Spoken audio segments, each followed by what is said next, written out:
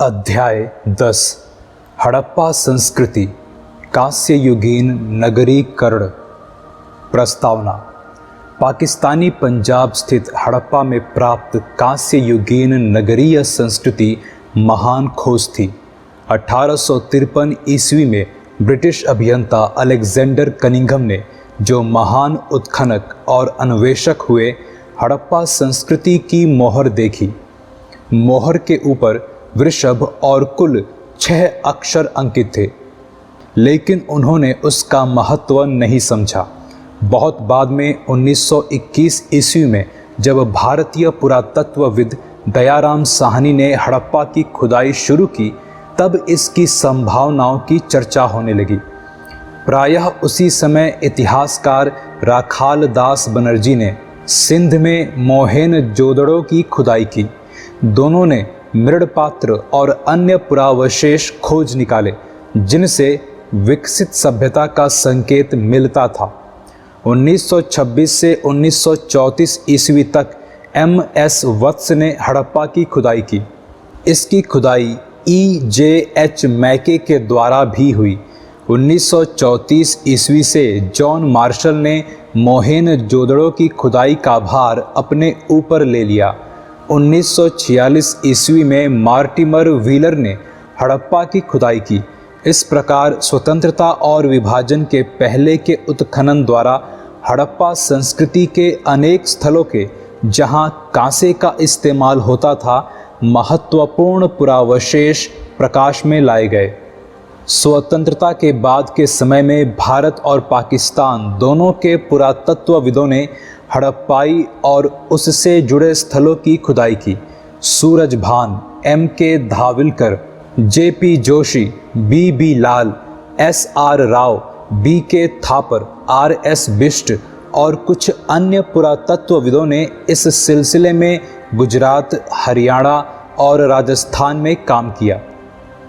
F.A. Khan ने पाकिस्तान में सिंधु घाटी के अंतर्गत कोट दीजी नामक स्थल की खुदाई की और M.R. मुगल ने हकरा तथा प्राक हकरा संस्कृतियों की खुदाई पर अधिक ध्यान दिया।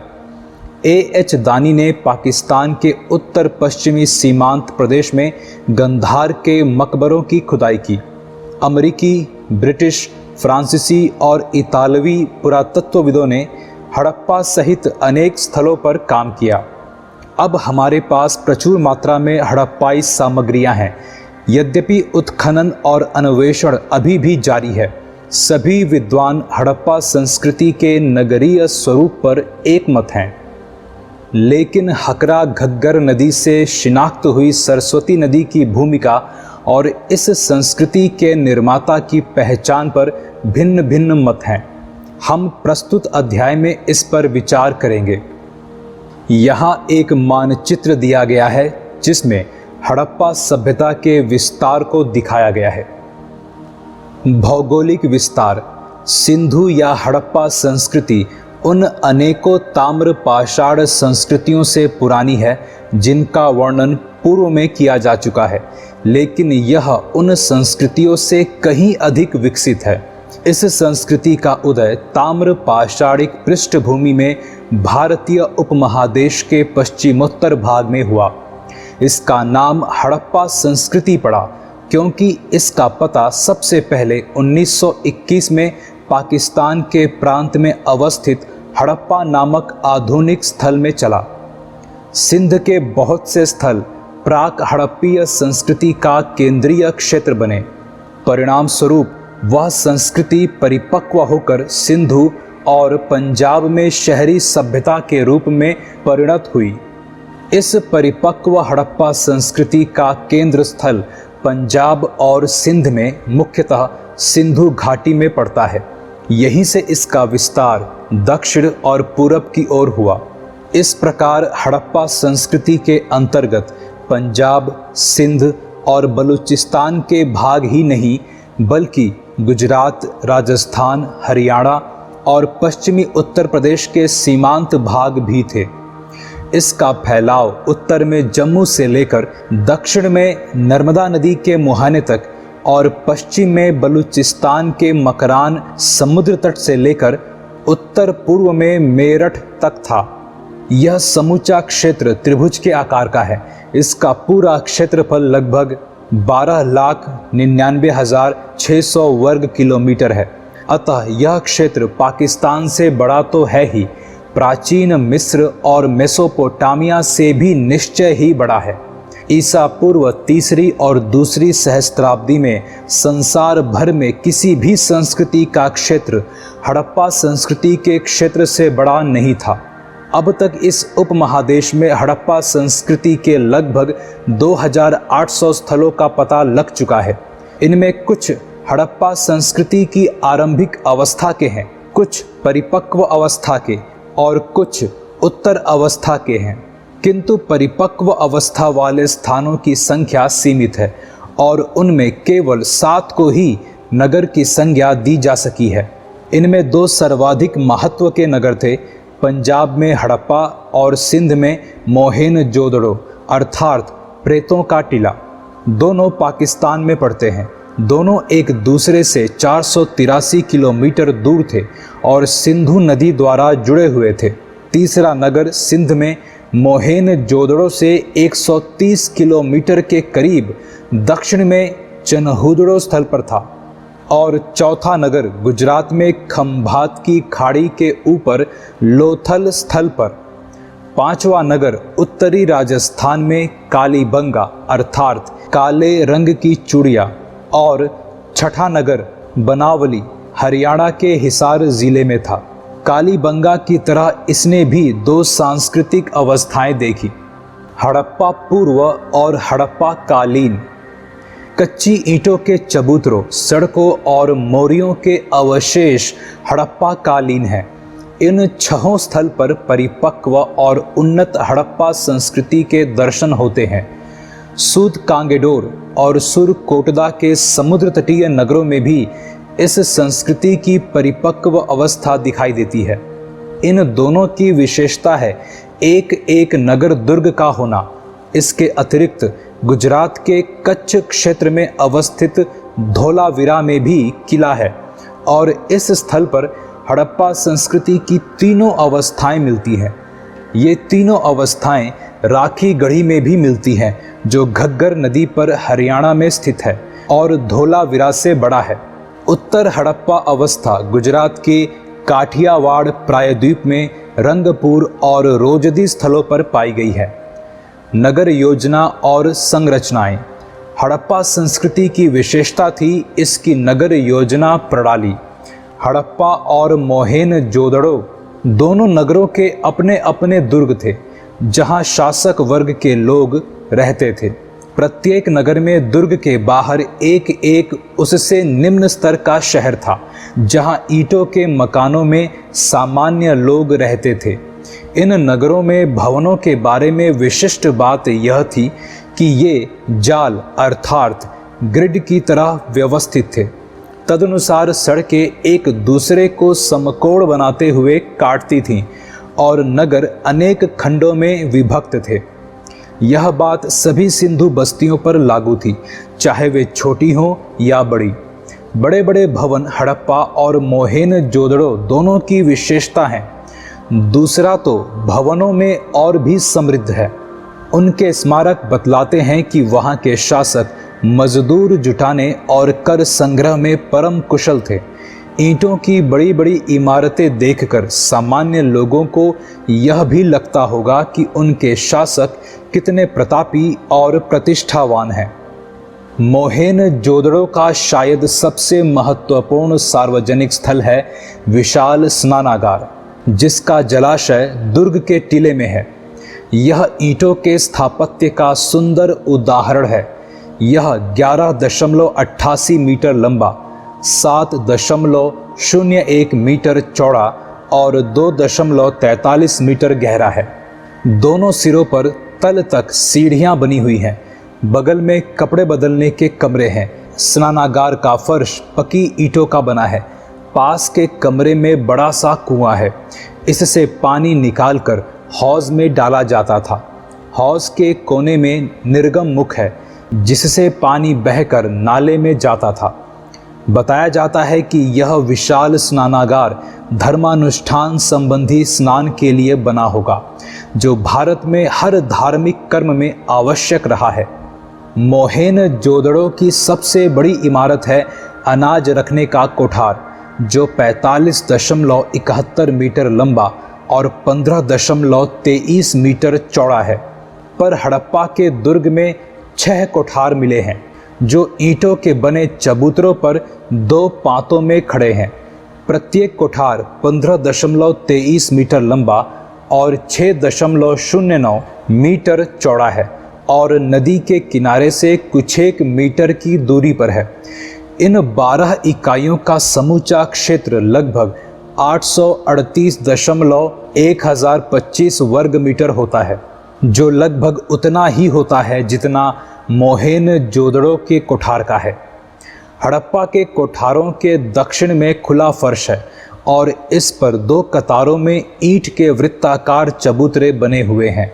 स्पष्ट है कि इनका उपयोग फसल दाबने के काम में होता था, क्योंकि फर्श की दरारों में गेहूं और जौ के दाने मिले हैं। हड़प्पा में 2 कमरे वाले बैरक भी हैं, जो शायद मजदूरों के रहने के लिए बने थे। कालीबंगा में भी नगर के दक्षिण भाग में ईंटों के चबूतरे मिले हैं, जो शायद कोठारों के लिए बने होंगे। इस प्रकार यह स्पष्ट होता है कि कोठार हड़प्पा संस्कृति के महत्वपूर्ण अंग थे। हड़प्पा संस्कृति के नगरों में पकी ईंटों का इस्तेमाल विशेष बात है, क्योंकि मिस्र के समकालीन भवनों में धूप में सुखाई गई ईंटों का ही प्रयोग हुआ था।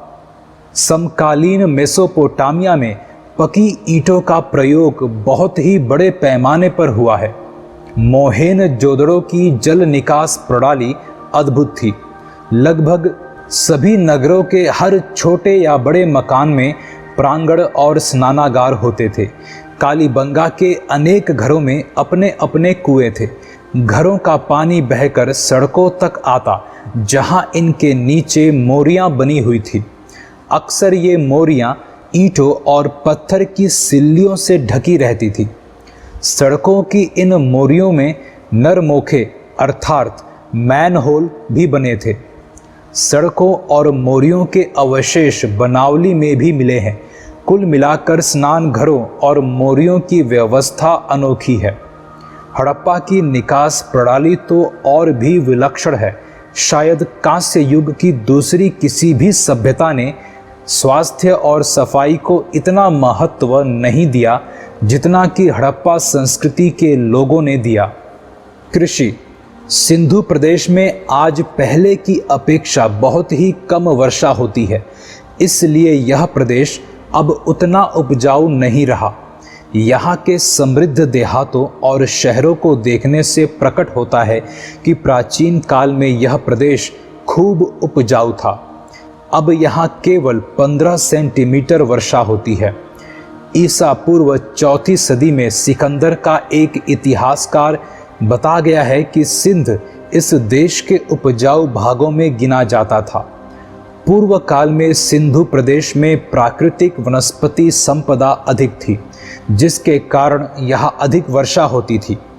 यहाँ के वनों से ईंटें पकाने और इमारत बनाने के लिए लकड़ी बड़े पैमाने पर इस्तेमाल में लाई जाती थी। लंबे अरसे तक खेती का विस्तार, बड़े पैमाने पर चराई और ईंधन के लिए लकड़ी की खपत होते रहने से यहाँ की प्राकृतिक वनस्पति संपदा क्षीण होती गई। इस प्रदेश की उर्वरता का विशेष कारण शायद सिंधु नदी से हर साल आने वाली बाढ़ थी। गांव की रक्षा के लिए खड़ी की गई पकी ईंट की दीवारों से प्रकट होता है कि बाढ़ हर साल आती थी। सिंधु नदी मिस्र की नील नदी की अपेक्षा कहीं अधिक जलोढ़ मिट्टी बहाकर लाती थी और इसे बाढ़ वाले मैदानों में छोड़ जाती थी। जैसे नील ने मिस्र का निर्माण और वहाँ के लोगों का भरण पोषण किया, वैसे ही सिंधु नदी ने सिंध क्षेत्र का निर्माण और वहाँ के लोगों का भरण पोषण किया। सिंधु सभ्यता के लोग बाढ़ उतर जाने पर नवंबर के महीने में बाढ़ वाले मैदानों में बीज बो देते थे और अगली बाढ़ के आने से पहले अप्रैल महीने में गेहूं और जौ की अपनी फसल काट लेते थे।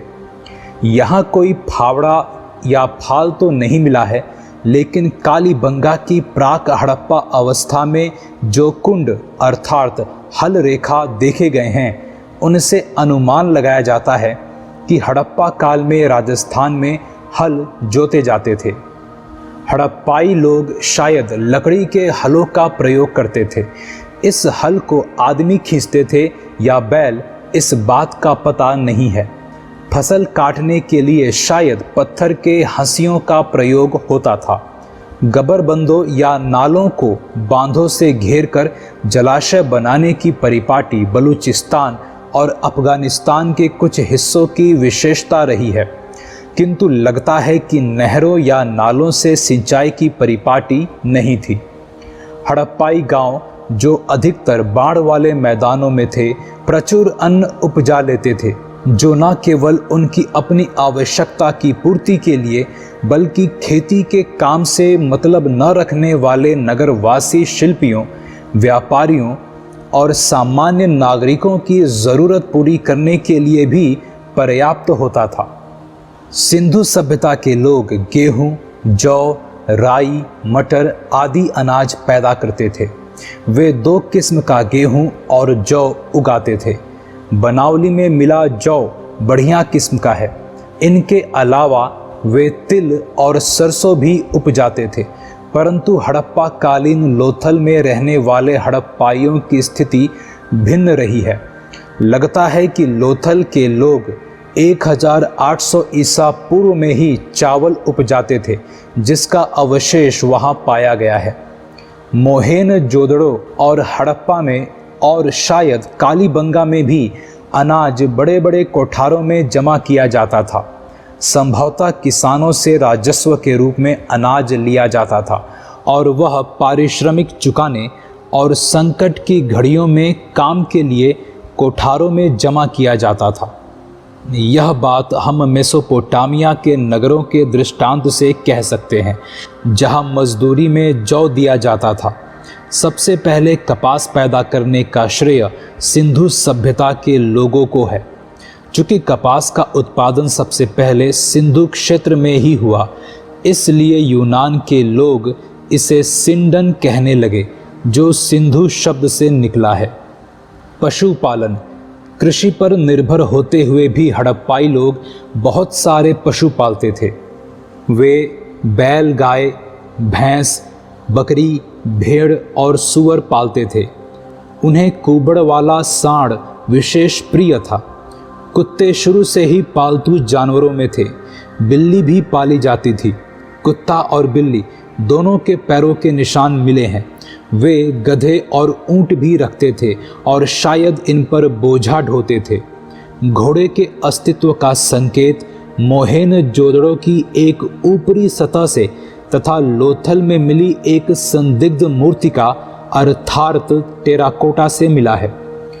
गुजरात के पश्चिम में अवस्थित सुरकोटड़ा में घोड़े के अवशेषों के मिलने की रिपोर्ट आई है और वे 2000 ईसा पूर्व के आसपास के बताए गए हैं, परंतु पहचान संदेहग्रस्त है। जो भी हो, इतना तो स्पष्ट है कि हड़प्पाई सभ्यता अश्व केंद्रित नहीं थी।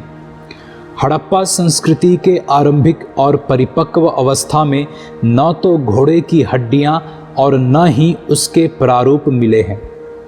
हड़प्पाई लोगों को हाथी का ज्ञान था। वे गैंडे से भी परिचित थे।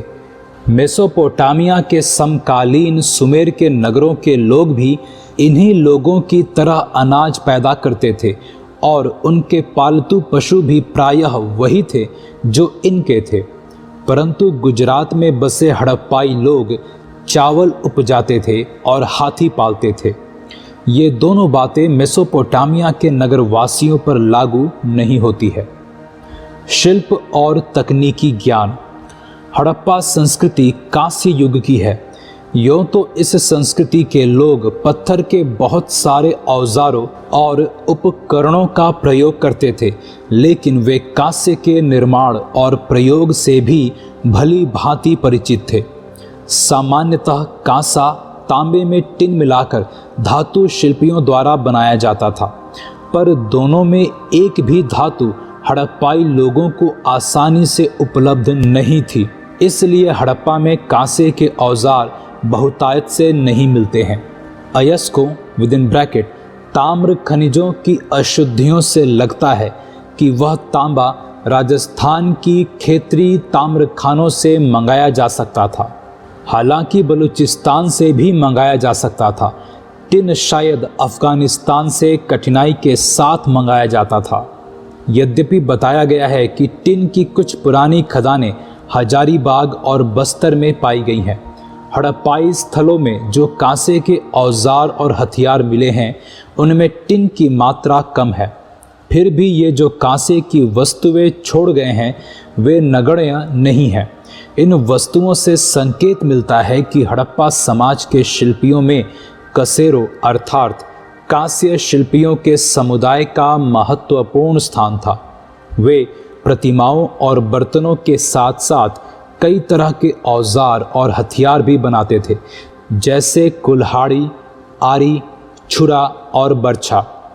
हड़प्पाई शहरों में कई अन्य महत्वपूर्ण शिल्प भी चलते थे। मोहेन-जोदड़ो से बने हुए सूती कपड़े का एक टुकड़ा निकला है और कई वस्तुओं पर कपड़े की छाप देखने में आई है। कताई के लिए तकलियों का इस्तेमाल होता था। बुनकर ऊनी और सूती कपड़ा बुनते थे। ईंटों की विशाल इमारतें बताती हैं कि स्थापत्य अर्थात राजगिरी महत्वपूर्ण शिल्प था। इससे राजगीरों अर्थात स्थापतियों के वर्ग के अस्तित्व का भी आभास मिलता है। हड़प्पाई लोग नाव बनाने का काम भी करते थे, जैसा कि आगे बताया जाएगा। मिट्टी की मोहरें बनाना और मिट्टी की पुतलियां बनाना भी महत्वपूर्ण शिल्प थे। स्वर्णकार चांदी, सोना और रत्नों के आभूषण बनाते थे। सोना चांदी संभवतः अफगानिस्तान से और रत्न दक्षिण भारत से आते थे।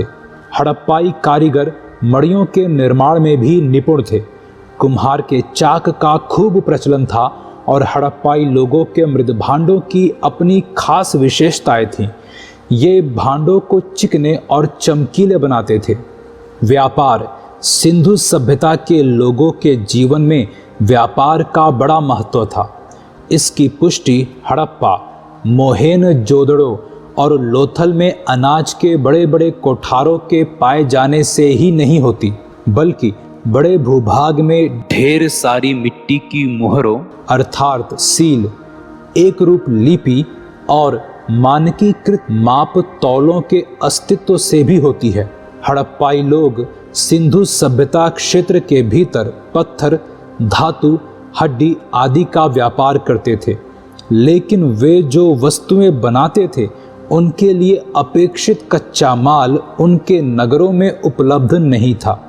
वे धातु के सिक्कों का प्रयोग नहीं करते थे। संभव है कि वे सारे आदान प्रदान विनिमय द्वारा करते हों। अपने तैयार माल और संभवतः अनाज भी नावों और बैलगाड़ियों पर लादकर पड़ोस के इलाकों में ले जाते और उन वस्तुओं के बदले धातुएं ले आते। वे अरब सागर के तट पर जहाज रानी करते थे। वे पहिया से परिचित थे और हड़प्पा में ठोस पहियों वाली गाड़ियां प्रचलित थीं। लगता है कि हड़प्पाई लोग किसी न किसी प्रकार के आज के इक्के का इस्तेमाल करते थे, पर उनमें आरेदार पहिए नहीं थे। हड़प्पाई लोगों का व्यापारिक संबंध राजस्थान के एक क्षेत्र से था और अफगानिस्तान और ईरान से भी। उन्होंने उत्तरी अफगानिस्तान में अपनी वाणिज्य बस्ती स्थापित की थी, जिसके सहारे उनका व्यापार मध्य एशिया के साथ चलता था। उनके नगरों का व्यापार दजला फरात प्रदेश के नगरों के साथ चलता था। बहुत सी हड़प्पाई मोहरें मेसोपोटामिया की खुदाई में निकली हैं और प्रतीत होता है कि हड़प्पाई लोगों ने मेसोपोटामियाई नागरिकों के कई प्रसाधनों का अनुकरण किया है। हड़प्पाई लोगों ने लाजवर्द मणि अर्थात लापिस लाजुली का सुदूर व्यापार चलाया था। अवश्य ही इस मणि से शासक वर्ग की सामाजिक प्रतिष्ठा बढ़ती होगी।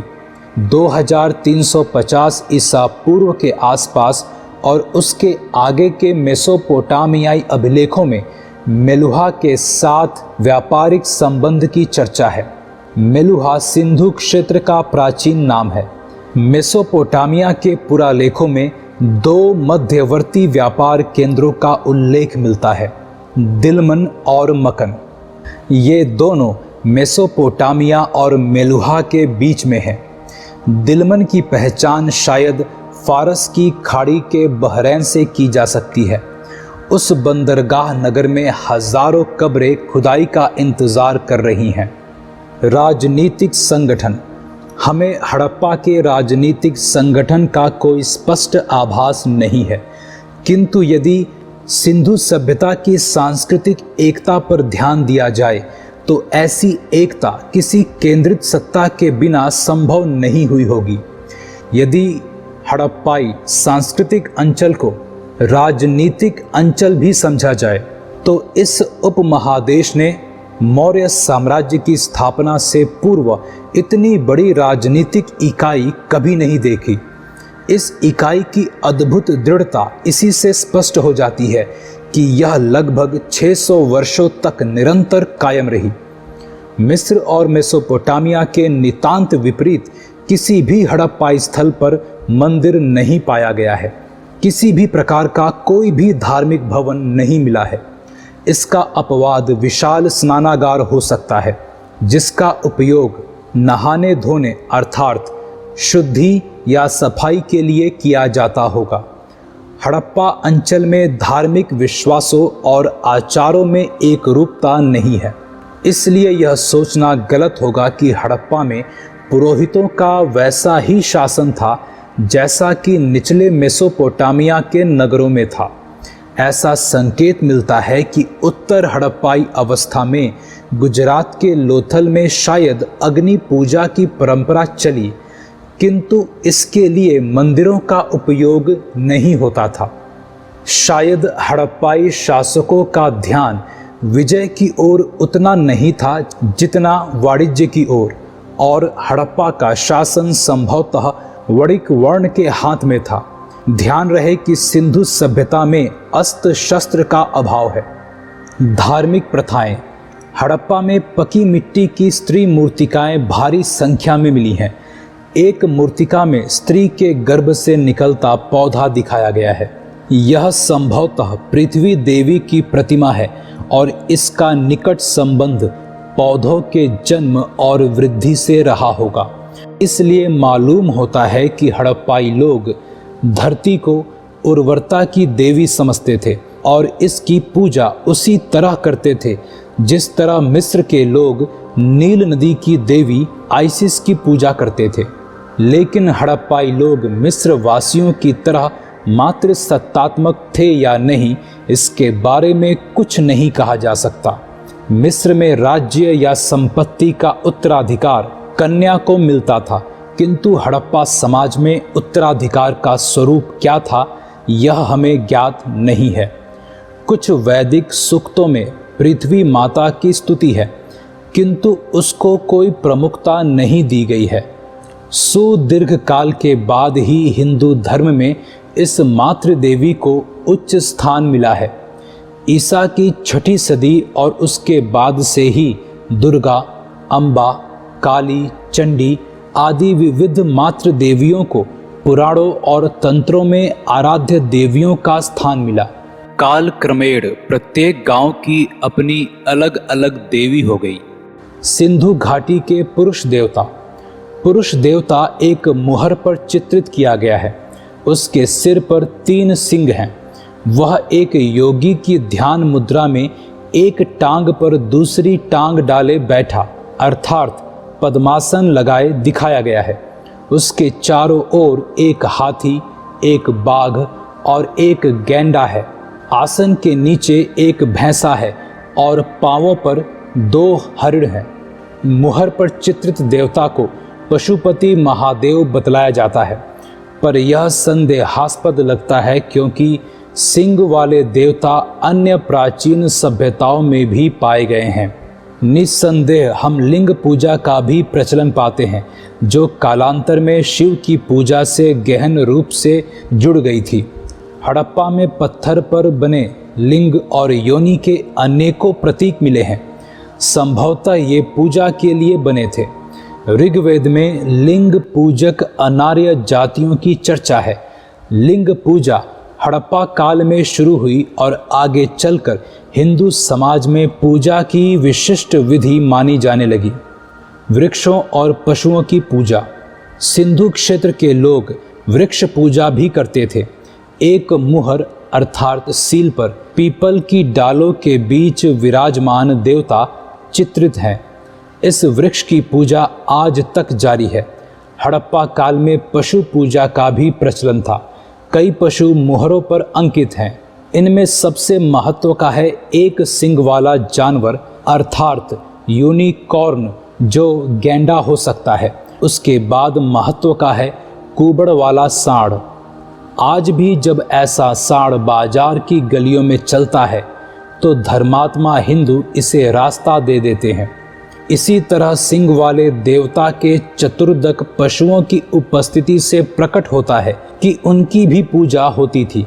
इन बातों से स्पष्ट होता है कि सिंधु प्रदेश के निवासी वृक्ष, पशु और मानव के स्वरूप में देवताओं की पूजा करते थे, परंतु वे अपने इन देवताओं के लिए मंदिर नहीं बनाते थे, जैसा कि प्राचीन मिस्र और मेसोपोटामिया में बनाया जाता था।